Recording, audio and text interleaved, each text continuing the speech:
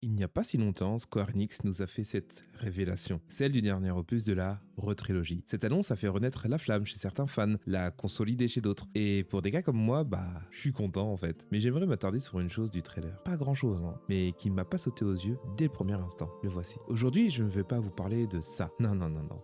Même si c'est magnifique, Ni ça, mais plutôt de ça. Oui, le logo. Et j'aimerais vous apporter, en toute modestie, ma micro-analyse sur ce sujet. Et reste bien jusqu'au bout, car j'ai une théorie farfelue à te partager. Lorsque j'ai remarqué que Square a réutilisé la même couleur que pour l'OG dans le logo de Révélation, c'est devenu limpide. Parce qu'avec Rebirth, à la base, on s'écartait peu à peu des teintes habituelles. C'est pour ça qu'à la fin, il y avait plein de gens qui faisaient des théories sur la couleur du logo. On virait un peu plus vers le violet. Mais c'est pas du tout le cas. On revient un peu au logo de Remake, mais en un peu plus clair.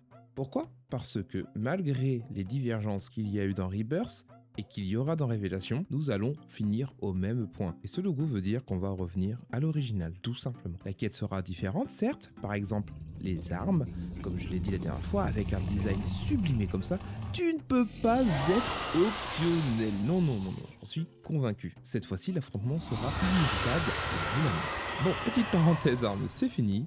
Du coup, selon moi, la quête sera différente, mais avec des résultats et une finalité similaires. Pour appuyer sur cette idée, on peut reprendre ce qui a été dit par le passé en 2023 notamment, lors du Tokyo Game Show. En s'adressant directement à la communauté qui s'inquiétait de voir la trilogie effacée du canon, Tetsuya Nomura s'est exprimé en disant que si vous jouez jusqu'au bout du troisième opus, l'histoire va se lier à Advent Children, donc vous n'avez pas à vous inquiéter pour ça. Puis, lors d'une interview, toujours la même année, le 15 novembre, Yoshinori Kitase valide. Nous allons finalement rejoindre Advent Children, cela fera partie du canon. L'intrigue générale et le développement ne vont pas partir dans une direction farfelue, au point de ne plus coller avec Advent Children. Du coup, quand tu vois ça, y a pas photo. OG et Remake vont ne faire qu'un, d'où le logo utilisé pour Révélation. Sincèrement, je trouve ça plutôt parlant. Sauf que, plus récemment, Hamaguchi s'est exprimé.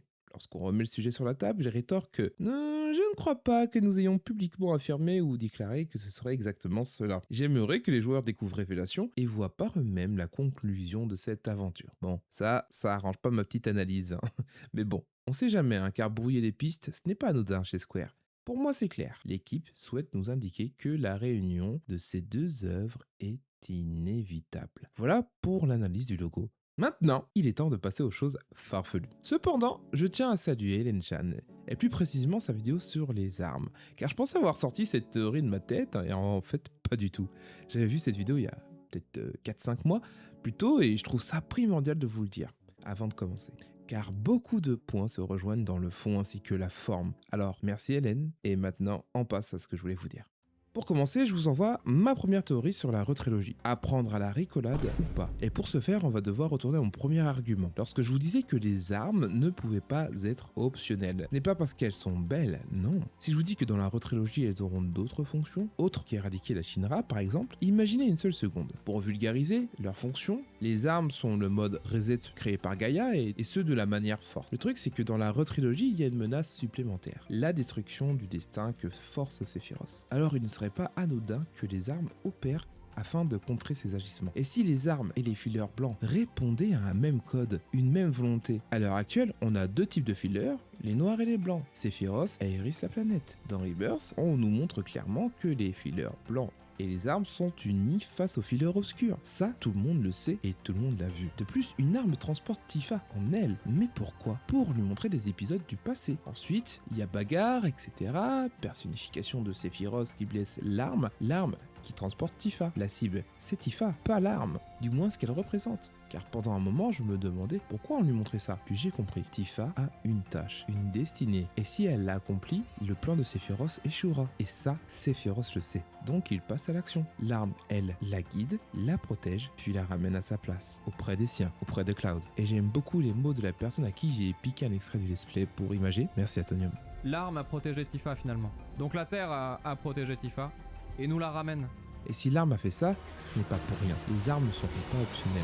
Non, elles seront le moteur qui nous mèneront à l'unification des destins. Elles sont la matérialisation physique de la volonté de la planète qui a pour but d'annihiler tous les paradoxes créés par Sephiroth. Car c'est une véritable menace que la planète prend au sérieux, au même titre que le réacteur Mako. D'ailleurs, à ce moment-là, on s'est tous dit, enfin presque, que nous allons nous battre unis avec la Shinra contre elle. Moi le premier. Alors que peut-être que Tifa a simplement reconnu l'être qui l'a sauvé à Gongaga et souhaite tout simplement aller l'aider. Car c'est de Tifa qu'on parle là. Même si la façon dont c'est filmé nous fait penser à une phase de combat, on parle d'un premier trailer. Et leur but est de nous donner envie tout en brouillant les pistes. J'en suis convaincu. Mais attendez, je n'ai pas fini. Si les fillers blancs et les armes ont un but commun et travaillent de concert face à Sephiroth, peut-être assisterons-nous à une fusion armes filler qui, en une nouvelle entité inédite, balayeront la nouvelle menace qu'apporte la retrilogie via les fillers noirs.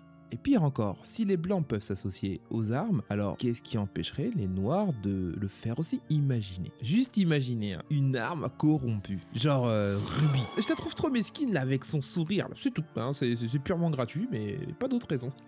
Mais regardez ça, mais imaginez, oh là là là là. Néanmoins, si cette piste se concrétise, cela voudrait dire que l'on partirait sur un déroulement de la dernière partie totalement différent de l'original, tout en allant dans sa direction. Je ne sais pas si vous comprenez là où je veux en venir. Je suis peut-être pas très clair, mais pour faire simple, le fait de déjouer les plans de Sephiroth annihilera les paradoxes qu'il a déclenchés, ce qui nous amènera à la finalité similaire à Advent Children. Voilà, vous avez le fond de ma pensée à ce jour. Merci de m'avoir écouté jusqu'au bout et n'hésitez pas à réagir et partager vos théories les plus farfelues en commentaire. C'était Alexis pour la chaîne Évasion comme toujours. On se dit à bientôt et abonne-toi pour la prochaine vidéo. Ciao!